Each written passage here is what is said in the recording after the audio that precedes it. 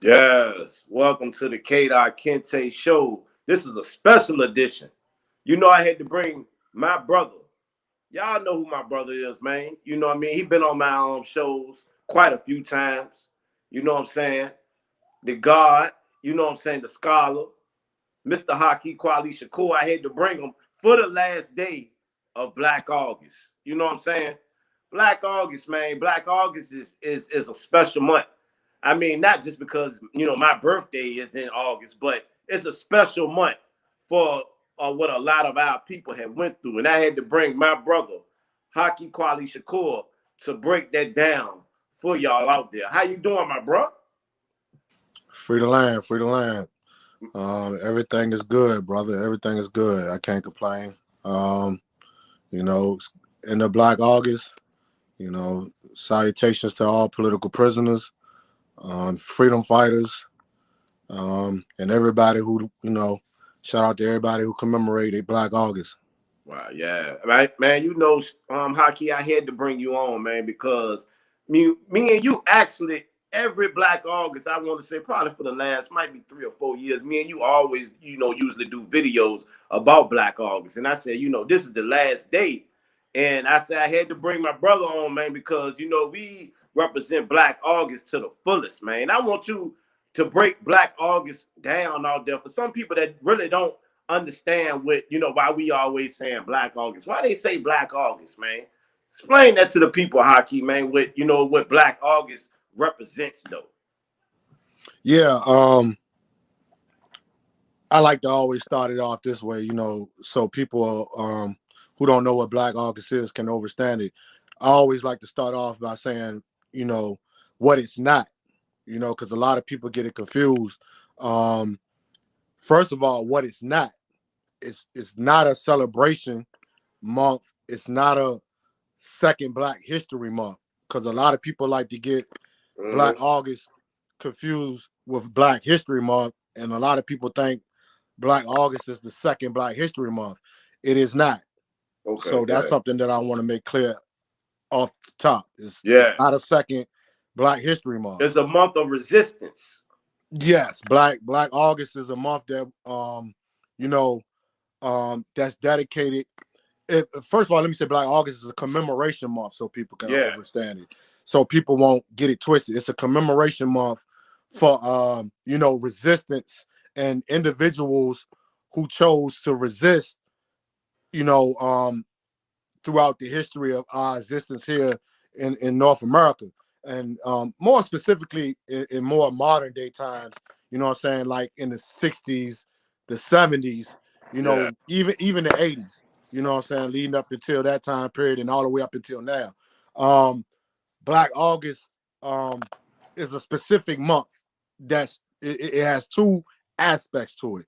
And the two most important aspects to it is Black August Memorial, Black August Resistance. We call it BAM, we call it BAR. And Black August Memorial is the most important aspect of Black August, because Black August Memorial is a commemoration of those martyrs, those individuals who chose to take up arms, those freedom fighters who lost their life in an armed struggle or an armed conflict, you know what I'm saying, against our oppressors. right. That's something people got to understand, that because that's the most important part of Black August is the individuals who chose to fight back, whether it was armed resistance, you know, all types of resistance. But the most important aspect is the aspect of armed resistance. These are individuals that we call guerrillas, individuals who are combatants, you know what I'm saying, of the Black liberation struggle, the Black Yeah, liberation movement, which consists of, organizations like the Black Panther Party, the Black Guerrilla Family, Black Liberation Army, the Republican of Africa, just individuals that come off of that tree, yeah, individuals, elders, who may have lost their life in that struggle yeah. to against oppression. So that's something people need to understand, that Black August Memorial is the basis of Black August. Is why those elders brought in existence Black August month. I mean, we had a lot of great things. I'm to my fathers. I want to say great people you know what I'm saying, happened. A lot of great people, some things happened to a lot of great people in Black August, as I want to say it, how I want to interpret it. Like, far as even with, let's say with George Jackson, Huey P. Newton, Yeah. you know, like, I mean, even far as well, Marcus Garvey established the red, black, and green flag in August. You know what I'm saying? August 13th. We have it just was a lot of stuff that happened in the month of August. You Yes, know. yes, yes. And for me to be more specific, like I said, the aspects of Black August month is split between two aspects, which is Black August Memorial and Black August Resistance. Like you just said, Black August Resistance and things of that nature, those elders chose to dedicate that to individuals who actually, are alive today, which is political prisoners and prisoners of war. Also, Black August Resistance is dedicated to individuals, like you just said, Marcus Garvey, individuals who have birthdays in Black August that are individuals who represents resistance. But Yeah. to be more specific with the Black August Memorial side of it, it's 8 Pacific freedom fighters that we commemorate, and the reason why Black August Memorial and Black August Month exists. You just named one of them. One of them is George Jackson. The second individual we commemorate is the individual we call, because it's 2 dragons. The first dragon is George Jackson. The second dragon we choose to commemorate is this other individual by the name of Katari Gaulden. He was George Jackson's closest comrade. Wow. After George Jackson was assassinated, this individual became the leader of the guerrillas. He was the second leader that came in after George Jackson, Katari Gaulden. But even before that, there were other individuals who were assassinated behind the walls who were also comrades of George Jackson. One individual specific, also out of those 8 martyrs, is this individual by the name of W.L. Nolan. Now, these individuals are some of the first individuals who were assassinated that we commemorated in Black August. It was W.L. Nolan, another individual by the name of Cleveland Edwards, and another individual by the name of Alvin Jug Miller. These 3 individuals were assassinated by a prison guard in January 13th, 1970. So this goes back to the beginning. This isn't like early 70s, late 60s, early 70s. And the other individuals that we commemorate are the individuals also in that same year, which was George Jackson's brother by the name of Jonathan Jackson. August 7th, 1970. Wow. Jonathan Jackson and these 3 other individuals by the name of James McClain, William Christmas, Rochelle McGee, who's still alive, who's a political prisoner. August 7, 1970, Jonathan Jackson chose to try to free his brother out of prison. So he ran up in the courtroom and freed these other brothers who were on trial, which were William Christmas, James McClain, and Rochelle McGee. So they took hostage a judge, and they demanded that the Soledad brothers be free, which was George Jackson and these other 2 brothers who were on trial for killing a prison guard, allegedly. Wow. So Jonathan Jackson, August 7th, 1970, ran in the courtroom, took the judge hostage, took a couple of hostages. Sure. On the way out, trying to escape, trying to free his brother, the police ambushed Jonathan Jackson and these 3 other individuals, and they shot up the van that Jonathan Jackson and these other individuals in, killing the judge, killing the hostages, killing Jonathan Jackson, killing James McClain, killing William Christmas. Rochelle McGee was the only one who survived. Wow. He's in prison today. He's like the longest held political prisoner. So those 8 Pacific martyrs that is the reason that Black August exists. And those are the individuals that we commemorate. George Jackson, Katari Gaulden, W.L. Nolan, Cleveland Edwards, Alvin Jug Miller, James McClain, William Christmas, and Jonathan Jackson. So those are the specific individuals of Black August Memorial. Like I said, with Black August Resistance, we are commemorating the freedom fighters, the political prisoners who are still alive today. individuals like Dr. Mutulu Shakur, Mumia Abu Jamal, Sandiata Kolai, H. Rap Brown, a whole lot of individuals, Kamal Siddiqui, Veronza Bowers. All these individuals are combatants of the Black Panther Party, Black Liberation Army, Republican New Africa, and things And of I that want to say nature. this too, man. You are advocate for political prisoners. You know what I'm saying? You write a lot of political prisoners, man, and a lot of political prisoners write you back. Explain that to people out there too, man, because you know a lot of the political prisoners use this name, and explain that to people though. Yeah, that's another thing that we do in Black August. That's another aspect of Black August, of things that you can do during Black August, is that simply just write these individuals that's still alive a letter.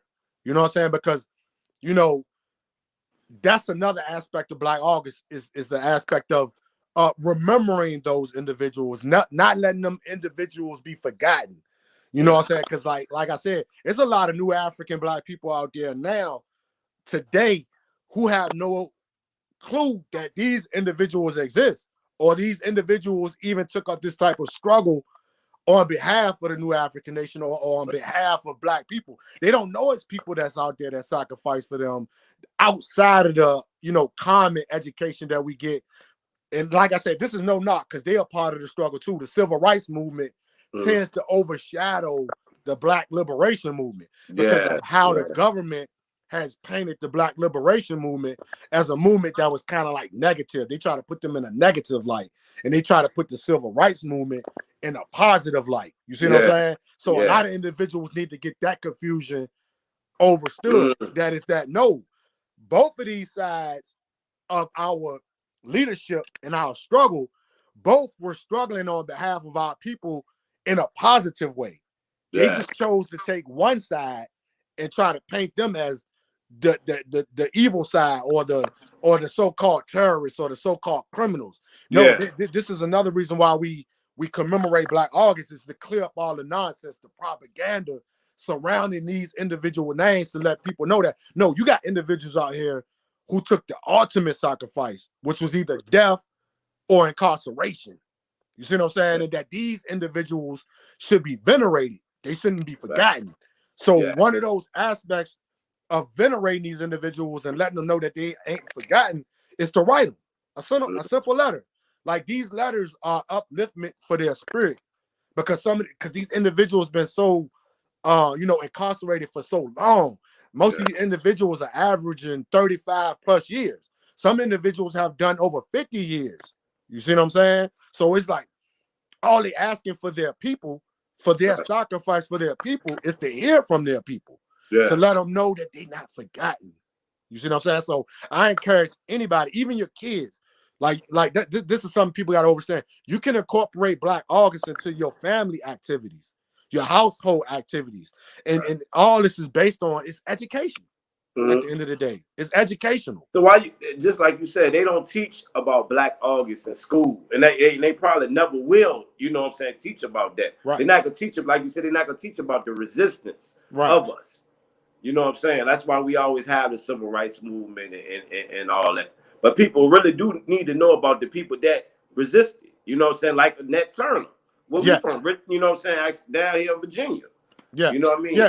yes. Individuals like Nat Turner, Gabriel Prosser, um, uh, the Tula Rebellion was also in this month. Yeah. Um, it was it's like it's like 4 or 5 different type of slave rebellions that took place in this month. Of course, the most popular of them all is the Haiti Haiti slave rebellion that took place in this month as Man. well. You know what I'm saying? Which, you know, influenced Gabriel Prosser's rebellion, which influences Nat Turner's rebellion. So Yeah. it's a lot of, you know, all those type of things. Like I said, that follows under the other aspect of Black August resistance. Those are things that you can teach your kids, and as well as adults, because it's a lot of adults that don't know.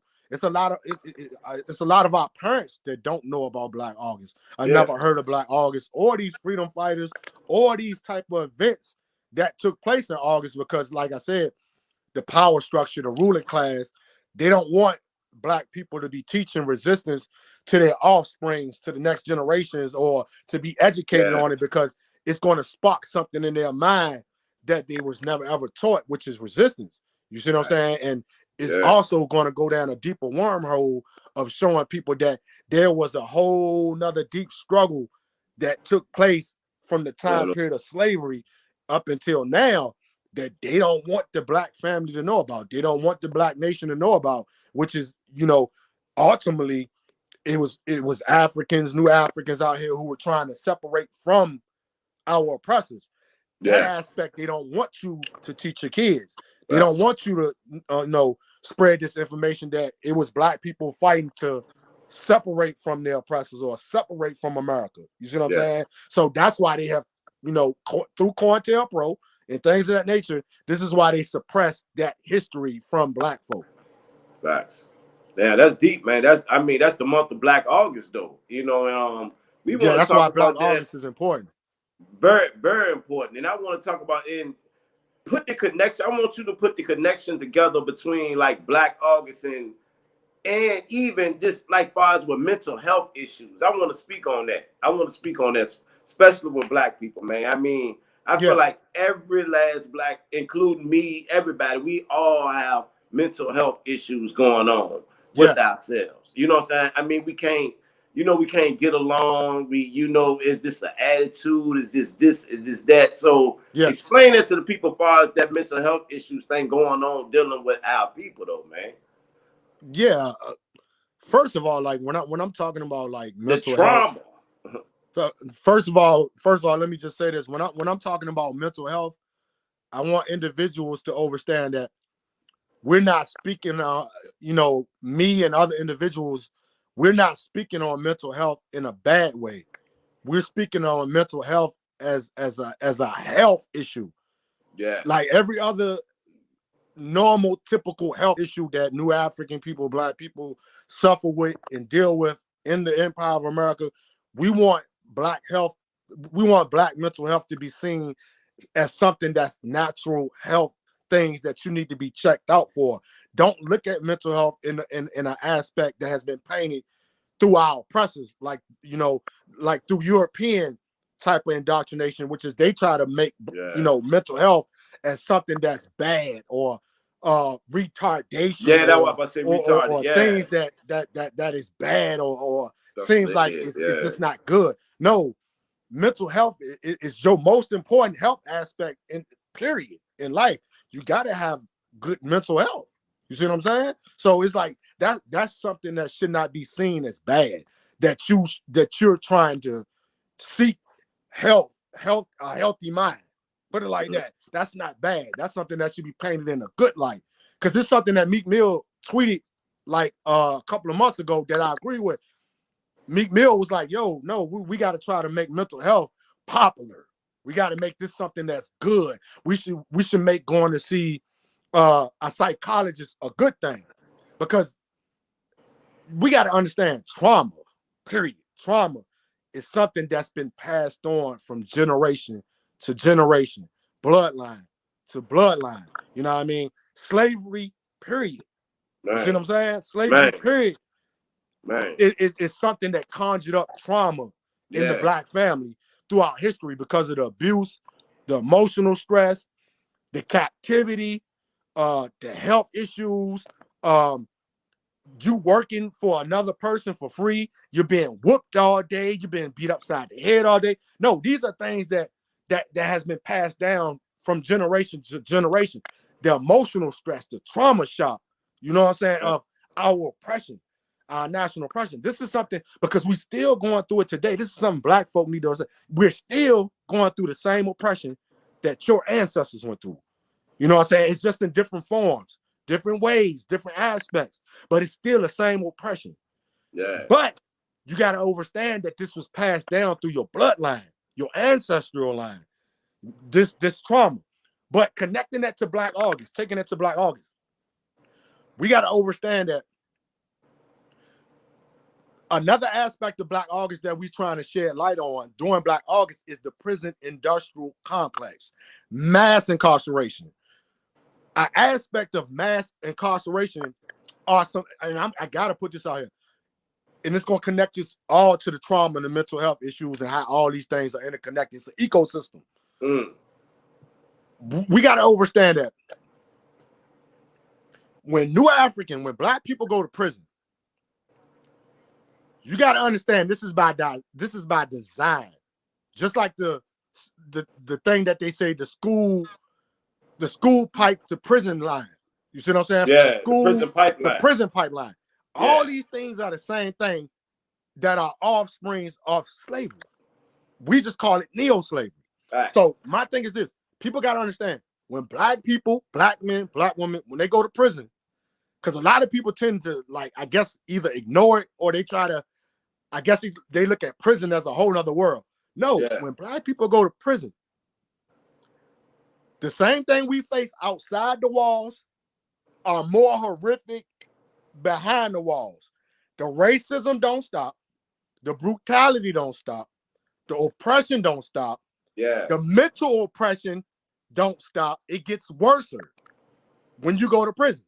It gets worse because now you see the real side of the American society. You see the evil. You see the devil when you go to prison. You see the real, like how they've been saying all through the years that the white man is the devil, the system is the devil, America is the devil. You don't see that real evil side until you go to prison in these gulags, in these prisons. You see the real nature of the beast when you go to prison. Wow. With that being said, this has created some of the most strongest individuals, freedom fighters in history behind those walls. You see what I'm saying? Yeah. And they still exist today. But what I'm saying as far as with mental health, there are prisoners who have suffered some of the most brutal mental, psychological warfare in history. And these individuals are who we call shoe line political prisoners. SHU means special housing unit.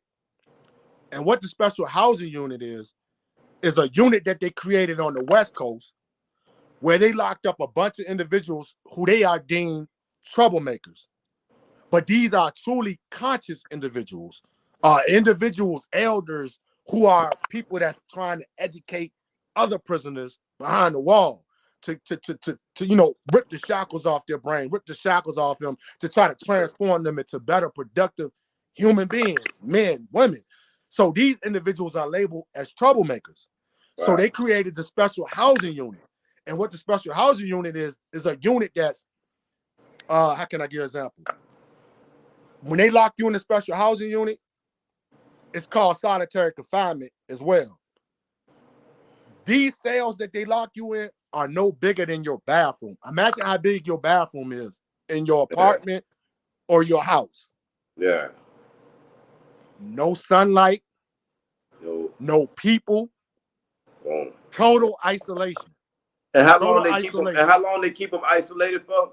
They do it for 23 hours a day. Sometimes 24 hours a day. Where you get no visits, you cut off from your family. Wow. You cut off from other inmates. They got like this little slide door. It's like a little slide thing. You might have seen it in the movies. Y'all they slide the food under. Yeah, slide the food under the thing. Yeah. And close it back. No light, no nothing. So now ask yourself this. Now, there have been individuals who have been locked in these type of units, bro, from like 17 years or better. Imagine being in this small place for 17 years or better. And I'm going to give you an example of a political prisoner that's on the shoe line. Wow. Al is one of our elders, Haki Shakur. This elder did 32 years in solitary confinement, bro. Imagine that. 32 years. 32 years, 23 hours on lockdown, bro. I mean, but why did they have him on lockdown like that? Because he like I said, when they label you as a threat, you're an individual that's fighting revolution, or you come off that revolutionary tree. Like, say for instance, Haki Shakur was a Panther Club. He's a Panther Cub.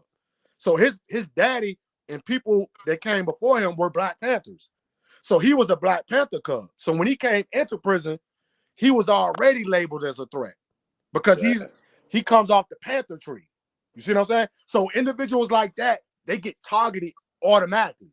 Even Sanyika Shakur. When Sanyika Shakur got in the system, he was targeted immediately when he went to Pelican Bay because of who he came under, who he was associating with, who his mentor was, which is Dr. Mutulu Shakur.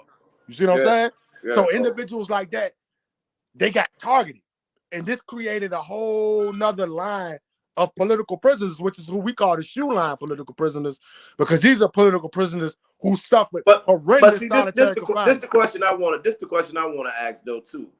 And the political prisoners not even starting fights, not even doing that. How can they still just lock them up in solitary confinement like that though? You know, I'm just saying they don't start nothing in jail. They're not doing nothing. They to themselves, you know, this and that. How could that be even justified like that? I'm gonna give you a great example. That's just my question. Like I'm you know, I'm gonna give you a great example. Like I said, when these individuals went to prison, the attacks and things of that nature did not change. Think about the Black Panther Party, the Republican New Africa, the Black Liberation Army. Think about all these individuals who were being attacked outside the wall by COINTELPRO. Yeah. COINTELPRO didn't stop when these individuals went to prison. Those same individuals who are part of the state repression, who are part of the state, they're using the same counterintelligence tactics and program was being ran on these individuals behind the wall. The same thing that happened to George Jackson. This is how these individuals end up getting assassinated, shot, things of that nature, thrown in solitary confinement. Solitary confinement is just another strategy and tactic of COINTELPRO behind the wall to neutralize freedom fighters, to neutralize activists, organizers. You see what I'm saying? So, like I said, the tactics and things of that nature don't stop when you go to prison if you are a person that come off of that Black liberation tree. You know what I'm saying? Actually, it intensifies. So solitary confinement and things of that nature is just one of those big tactics to try to neutralize them, to make them quit, to make them stop.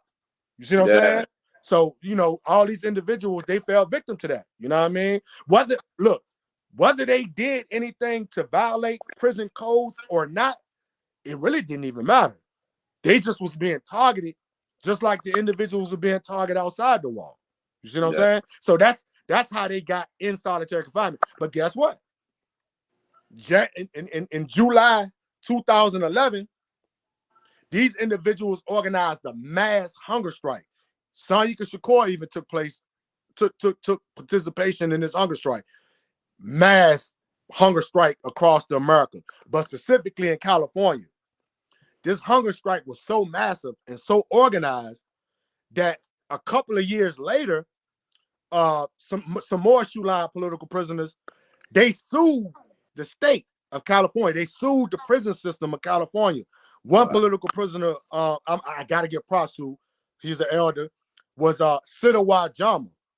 I'm talking about a great brother, a great elder, a great freedom fighter. He led a movement to sue the state of California and to sue the prison system to abolish the solitary confinement in the SHU special housing unit. Right. They took it to court. I think it was like 3 years ago. They won the case. Now they can't hold individuals for that amount of time in the special housing unit no more. It's been eradicated. They can't hold you past a year in solitary confinement now. So that was one of the biggest victories, like I said, from freedom fighters and political prisoners who are still alive. They can't do that no more. They can't hold you in solitary confinement. Nope. Past the year. Nope. Okay. Can't hold you. Not even, that's what I'm saying, even with political prisoners, they can't do that. But they can't. They eradicated it. Like individuals like Abdul Shakur, Yafe, Iyapo, Hashima Jinsai. Now, these are great elders and freedom fighters that many people don't know about. They're struggling for us in the inside. That are great freedom fighters like Matulu and all of them. But they're on the West Coast. These are the West Coast political prisoners. And these individuals are now out of solitary confinement. Some of them have just came out of solitary confinement, who've been in there, like I said, for 32 years, 40 years, 17 years, 20 years, and they can't go back in there. And, Know what I and mean? let's speak on this too, though, man. That PTSD, post traumatic stress disorder. Let's speak on that, because when we talk about like that solitary confinement, like you said, being locked up in there for so long and coming out, like, I mean, explain that to the people out there, Haki, like that post traumatic stress disorder. Yes, man. Something that is very prevalent in the New African community, the New African prison scene. This is something that I've been trying to put out there for the last 2 years, man, that I've been trying to shed a light on, is this PTSD, this post-traumatic stress disorder. See, the confusion is that a lot of people think PTSD is just restrained to military individuals, people that's in the U.S. Army or the Navy and things like that. Yes, they are included in that as well, because yes, they do suffer from post-traumatic stress disorder. But no, this is something that's more prevalent to the Black community, the brown community, and things of that nature, because people don't understand the type of, like I said, the oppression that Black people, brown people go through every day here in America ever since slavery. You see what I'm saying? So that's what I'm saying. We got to make these things popular. Post-traumatic stress disorder and all these things, we got to make this popular, because people think this is just restrained to certain individuals. No, this is a whole community thing. This is a community issue. This is a Black issue. You see what I'm saying? This isn't just no political prisoner issue. This is not just no freedom fighter issue. No, this is a Black issue. And let me just break it down in simple terminology. Post-traumatic stress disorder is an individual who is suffering from emotional stress from a traumatic episode or a traumatic event that has damaged them mentally through trauma. That's it. It's very elementary. Wow. Very elementary. This can happen to anybody. This can happen to your normal, everyday working class citizens. This can happen to a everyday brother, sister, mother, father, kid. You know what I'm saying? Because PTSD is just emotional stress.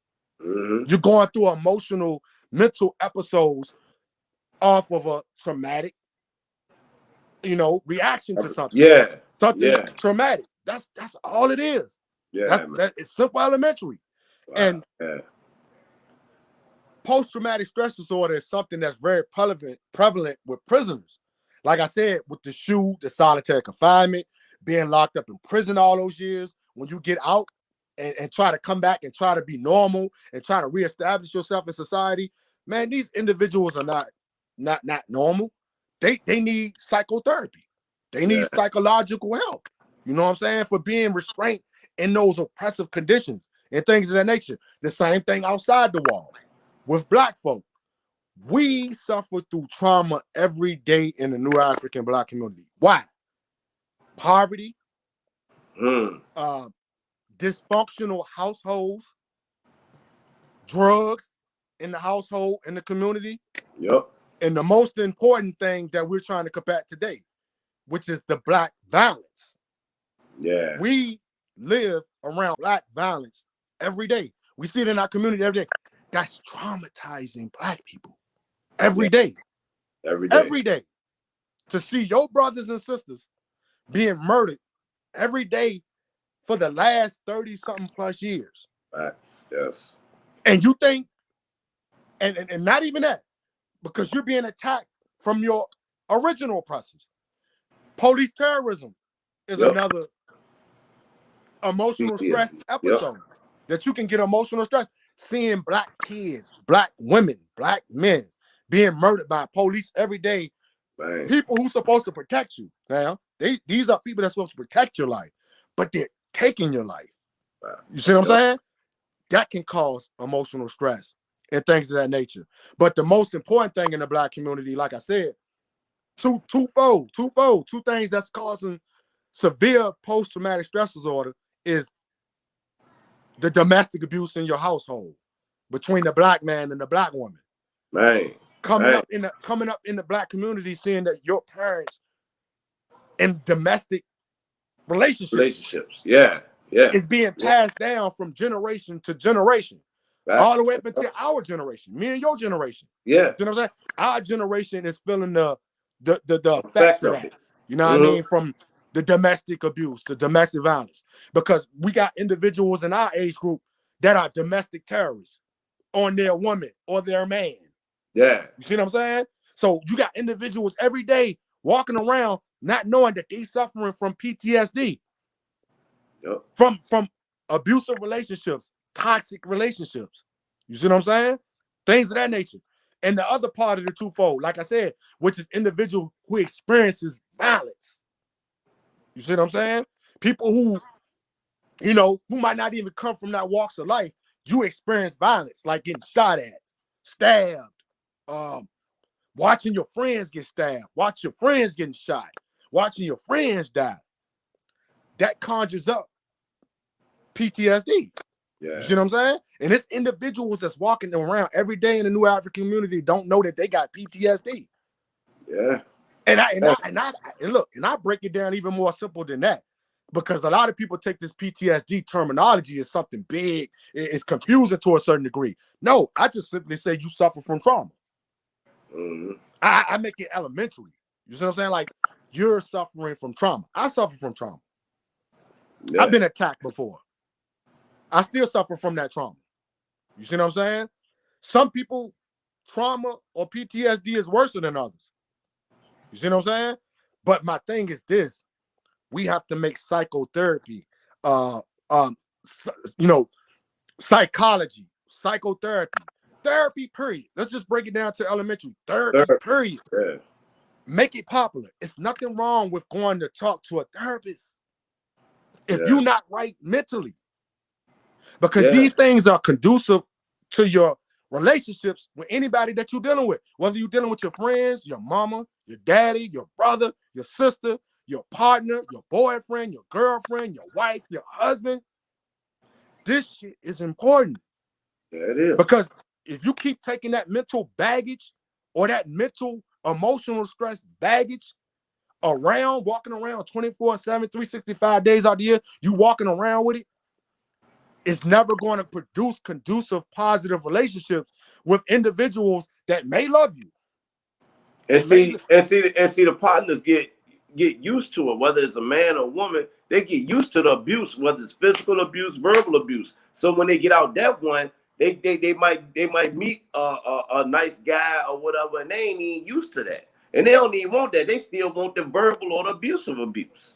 You know, that's what that PTSD. I mean, that mental health, PTSD, all that combined come in one right there. For real. Yes.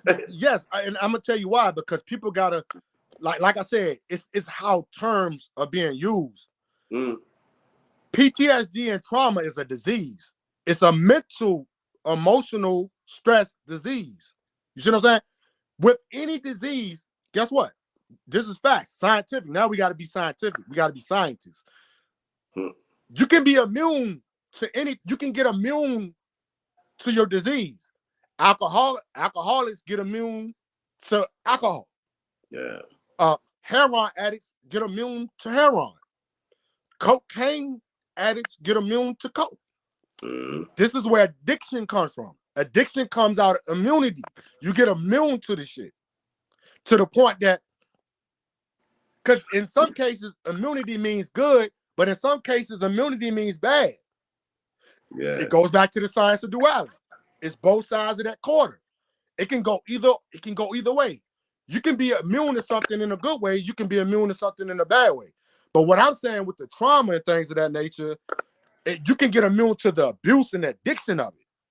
You see what I'm saying? And now you just walking around every day like this is normal. Oh, me being in a toxic relationship, me being in an abusive relationship is normal. Yeah. Me being in a good relationship that's not toxic, that's not, you know what I mean, abusive. Oh, I can't get used to that. Yeah. You see what I'm saying? Now that's the disease. That's how you know a person diseased. And that's not a bad terminology. People try to run away from disease. No, we're just saying That's what it is. You see what I'm saying?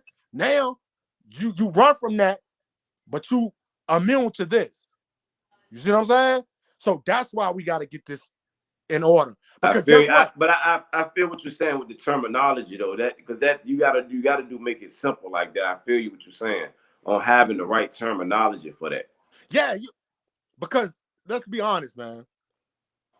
The way that the power structure and how the European American translates certain terminologies is not how New African Black people should be translating these terminologies. Because you got to understand, we come from a whole different culture, way of thinking, um, even spiritual essence. We come from a total different whole existence than them. So when Yeah. we looking at these terminologies, we got to look at it from an African mentality, a New African mentality. We Yep. can't look at it through their terminology, because Yep. everything they try to label us with these terminologies are things that confuse our people, and it makes our people see it as something that's bad. Yeah. Like I said, with therapy, that shit has been translated from European Americans to New African Black people as something like, oh no, you bad, you bad, Yeah. you Yeah. bad. You see what I'm saying? Even all the way down to bipolarism, all these type of terminologies that they come up with. What's the other one? The terminology for people that they claim can't keep still and things like that. You know what I mean? All the way down to that. ADHD. ADHD. ADHD, exactly. All these terminologies has been terminized to us from our oppressors. You see what I'm saying? Yeah. So when they label it on New African Black people and Chicano brown people, oh, they bad. If you got that ADHD, you got that PTSD. If you got all these things, oh, it's bad. You see what I'm saying? But see, Yeah. that's where we got to come and do our due diligence as our generations that coming behind us. We got to fix that. You know what I'm saying? We got to change that. We got to. Yeah. It goes back to what I always keep teaching me. We got to control the narrative. You see what I'm saying? Because if we don't control the narrative, we're just going to keep passing down this generational miscorrection of terminology and things of that nature, and we'll never heal as a people. We'll never get. But and you're right, but you know what I'm saying though, brother Shakur? I'm seeing more of our, like you said, our age group. I'm seeing a lot of the young folks. These a lot of young folks are smart and own it. Like our age group is like, and I'm being real with it, like in the early 40s or whatever. It's like I don't know, man. It's like our age group couldn't even get it together or something because we ain't teach the young folks nothing for real. We Right, partied with them. We right, chilled with them. We ain't really teach them. So right. now a lot of people in our age group looking at the young folks like, well, dag, man, they don't respect nobody or nothing like that. We ain't give them nothing to respect. No, we didn't. We ain't get the We young didn't. folks nothing to respect. We wanted to No, we chill didn't. with them. We ain't teach And them nothing. and let me just put this out here. We got this goes back to therapy again. This goes back to healing, holistic healing. This goes back to that again. Until we take accountability for or recognizing that the generation before us failed us. Yeah. Period. And and a lot of my elders in the Black Panther Party, Black Liberation Army, Republic of New Africa, and things of that nature, and just regular community elders who are now to the level of comprehension of what happened to our people and what happened.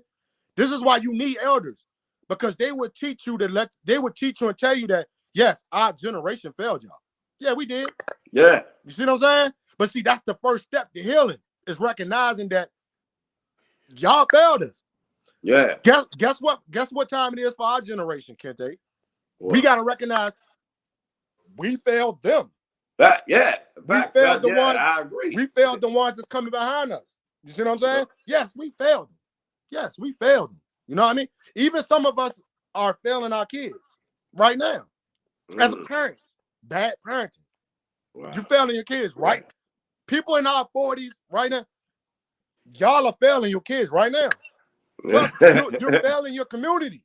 Yeah. I ain't even gonna restrict it just to the household.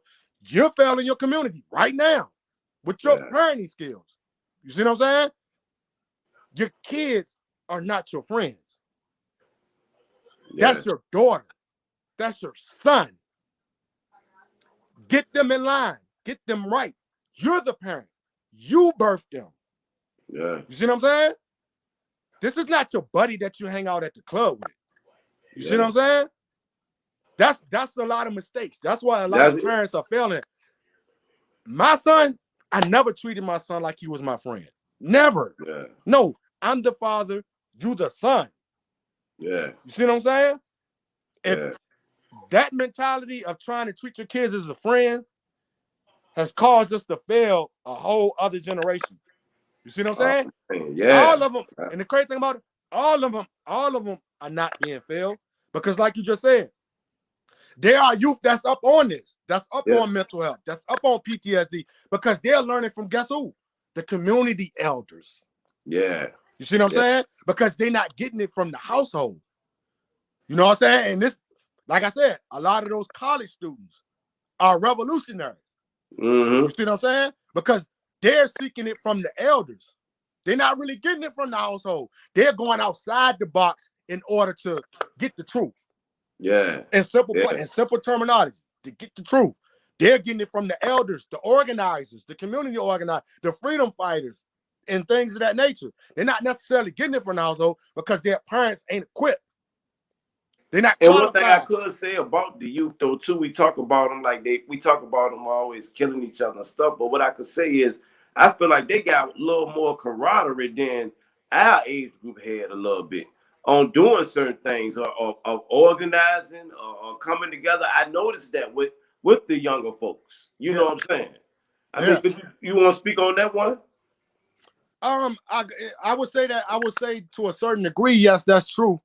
Because, like I said, it goes back to what I just said, is the fact that a lot of these college students and a lot of these new activists, new organizers that are on the side of the young, they're being mentored better. Yeah. That's all. They just being a little bit more mentored better. You know what I mean?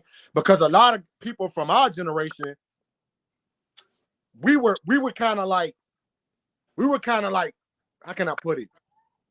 We were kind of like fearful of the truth, or fearful of those elders. You see what I'm saying? I mean, and then this is another thing too. And then we ain't have the internet back then like that.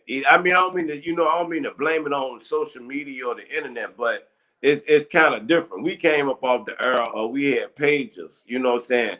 We ain't have cell phones. You know, so we had to put the quarter. We had to put the quarter to 35 cents in the phone booth jump. You know what I mean?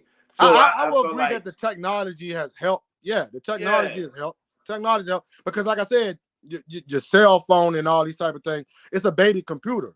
Yeah, you see what I'm saying? So of course they got more of advantage of organizing and learning things, learning resistance and all these type of things because they got a handmade computer. Yeah, you feel me? So they definitely going to have a step on us. You know what I mean? But at the same time, we got to embrace that. We gotta embrace it because at the end of the day, we got the same technology they got. So it still ain't too late for our generation. It's just a choice.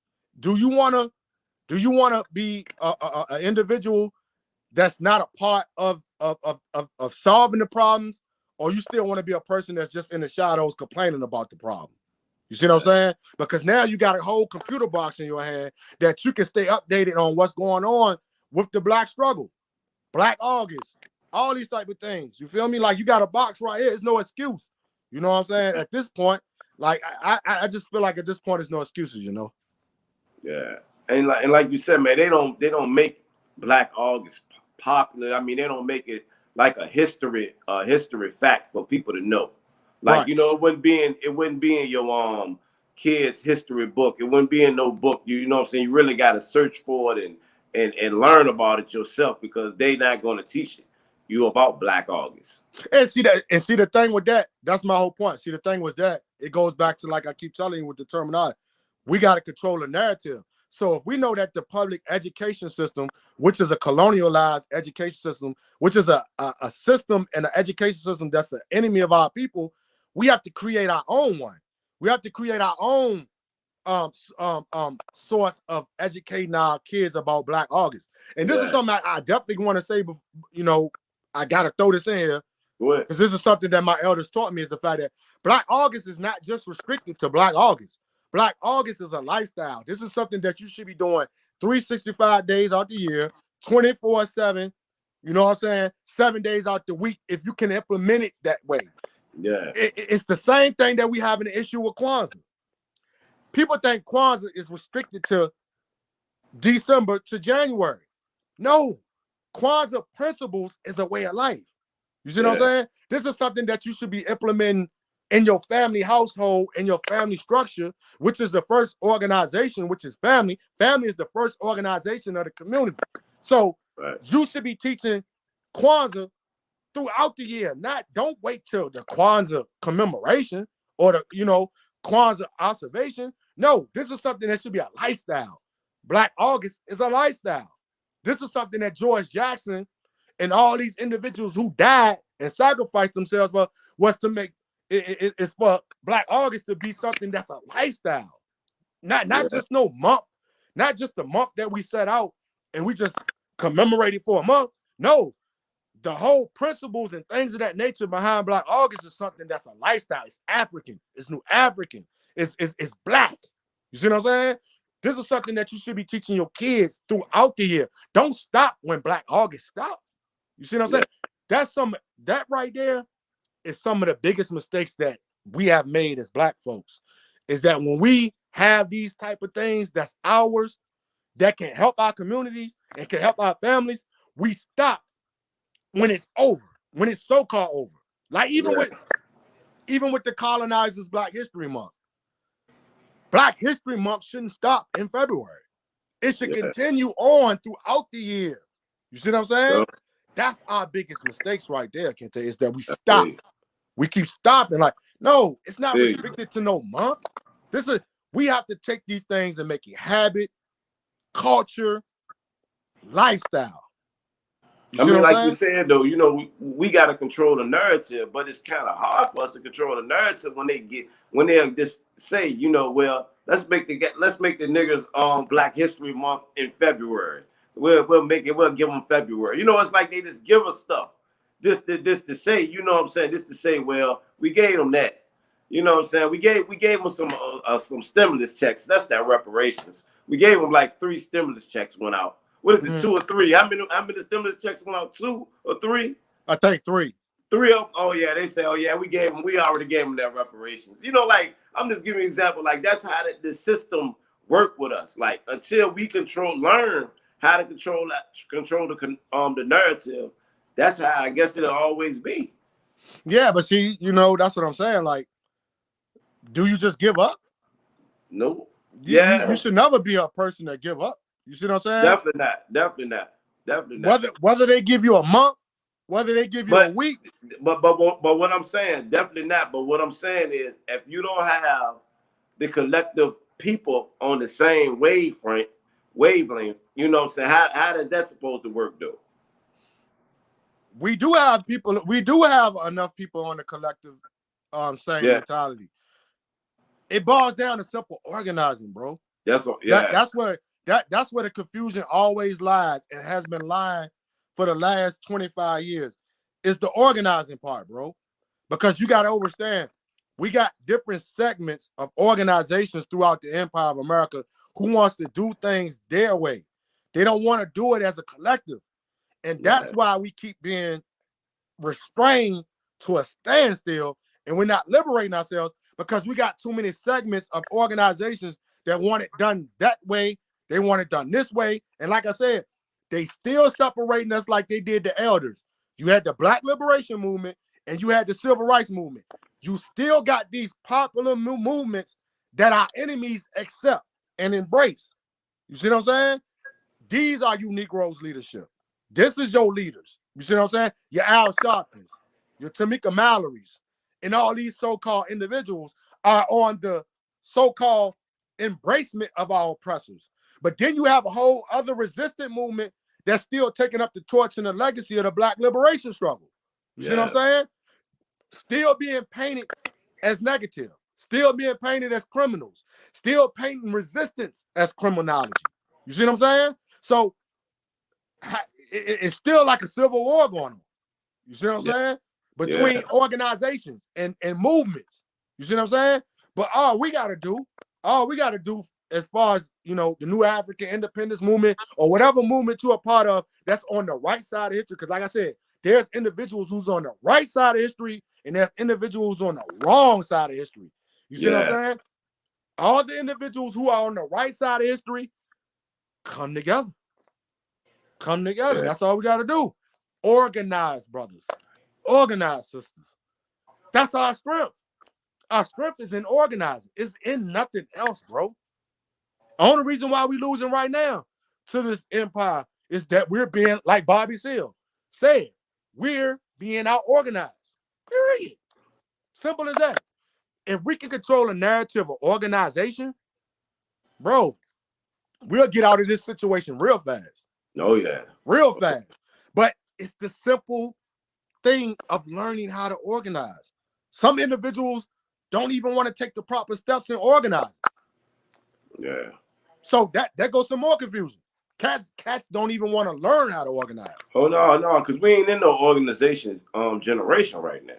No, we're not. We're in a self-made, everybody's a boss generation. You know what I'm saying? Everybody want to be a boss. Everybody's self-made. We're in a black capitalist era. Facts. Yeah. Period. Where black capitalism rules. Ain't no this capitalist shit. Go ahead. Yeah. We're in the era of black capitalism. And black capitalism, and we're in the highest stage of black capitalism at this point, because black capitalism simply means individualism. Everybody is individualistic. You see what I'm saying? Mm-hmm. Everybody wants to be the exploiter. You see what I'm saying? Everybody want to be the exploiter. They don't want to be the exploited. So now we have taken up the traits of our own oppressors, because this is what the oppressor did to our people for 400 years. You see what I'm saying? So now, black people, the bourgeoisie, or however you want to, whatever you label you want to get them, the individuals who make it past the middle class and get into the wealthy class, now they become a part of the oppressive class. They become exploiters. You see what I'm saying? So all this, I'm a boss, and all these type of things are all symptoms and extensions of black capitalism, which is nothing but individualism, which comes from the biggest, you know, of them all, which is capitalism, period. You see what I'm saying? So these individuals are no good to our communities, period. Right. Anybody with that thinking process is not good to our community. You see what I'm saying? Because all they doing is taking from the community and don't put back in the community. Yeah. This is why we still having the same issues in the black community, because of black capitalism. Violence, poverty, domestic abuse, because people don't even realize domestic abuse comes from capitalism. Period. Yes, anytime you want to beat up on your other partner, you want to be abusive to your other partner, that is a reflection of the bigger totality of the society. Because people don't even realize America has a hierarchy in society. Yeah. What's going on in the top of the society is what creates what's going on in the bottom of the society. So everything you see going on in the black community or the black household, we got it from them mother effers at the top. Period. Yeah. You know what I'm saying? It's a hierarchy. It's a dialectic. Bottom to the, you know, bottom, top to the bottom. Yeah. You know what I'm saying? That's all. Yeah. Man, I just want to thank you though, man, for coming on, man. Like I said, we got 2 minutes left, man, and I'm just glad you explained Black August out there to the people out there, man. It's because, you know, as far as with the month and different things, I appreciate you, Haki. Yeah, I appreciate it. Let people know what they, man, you know what I'm saying, they can get you at or whatever, man. Yeah, you can hit me up on Instagram, Haki, Haki _Kweli _Shakur. You can tap in with my YouTube channel, which is simply Haki Kweli Shakur in the search engine. I'm on Twitter, Haki _K _Shakur. I got 2 Facebook pages you can contact me on, which is simply just put in Haki Kweli Shakur. And check it out, man. And definitely, man, it's something else I got to throw in there, man. It's a new petition out for Dr. Mutulu Shakur. And this petition is for clemency for Dr. Mutulu Shakur to Joe Biden. We're trying to get the Joe Biden, Kamala Harris administration to grant clemency for Dr. Matula Shakur. So please go Google that petition and sign it and share it, because I've been noticing that it hasn't been getting a lot of signatures. So a lot of people might not even know it's out there, but it's a brand new 2021 petition out for Dr. Matula Shakur, man. Tap in with it. You can find it on my pages. You can find it on my link tree, Haki Kweli Shakur. Word. Well, you know we always got some trolls in the building, man. Some ignorant trolls in the building. I don't know who you is, man, or what you saying. You know I ain't talking to you, Haki. I'm talking about the trolls in the building. Sugar booty, you come on, man. What are you talking about, man? What they talking about? Nothing. Oh, nothing. Period. This ignorant people, man. Ignorant people. You know, Grown name. you know how they kids. go, man. Little it's fucking never kids, it's man. never good. That's It's the never a funny good shit. thing when you don't got the devil in the building, bro. Yeah. It is what it is, man. And like I said, we gone. But see, look at see how the little kids be entertained. It's crazy because that's the shit we was talking about too before we go. Look, I'm 17. Little fucking kids. See, we post what we said, mental health issues, post-traumatic stress disorder. Yep. That just And see, showed you you on an the example. wrong shit, man. You literally said I'm Lil Nas X. Yeah, you on the wrong. You definitely on the wrong shit, homeboy. You definitely on the wrong shit. Yep. You got on the wrong channel, cuz with that bullshit. We ain't with that over here. You know what I'm saying? Come on. But yeah, we go though, Haki. All right, Yeah, bro. man. Free all political prisoners and Free all prisoners of political war, prisoners. man. Free the land. Free the land.